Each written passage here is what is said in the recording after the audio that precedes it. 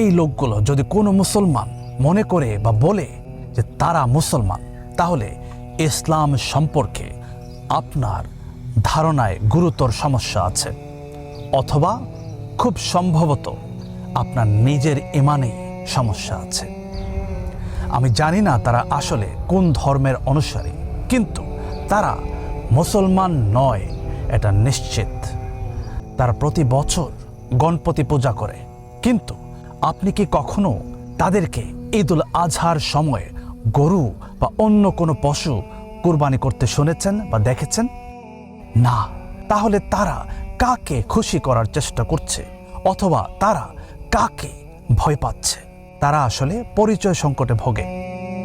তারা তাদের পুরো জীবনটা কাটিয়ে দেয় এটা প্রমাণ করার চেষ্টায় যে তারা ভারতীয়, কিন্তু ভারতীয় আসলে তাদের ভারতীয় বলে মনে করে না, বরং তাদের খান পদবীর কারণে তারা তাদের পাকিস্তানের সঙ্গে যুক্ত করে।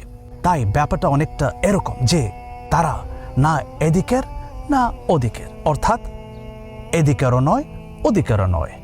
আল্লাহ তাআলা বলছেন, আজ আমি তোমাদের জন্য তোমাদের ঈমানকে পরিপূর্ণ করেছি, তোমাদের প্রতি আমার অনুগ্রহ সম্পূর্ণ করেছি এবং ইসলামকে তোমাদের পথ হিসেবে বেছে নিয়েছি।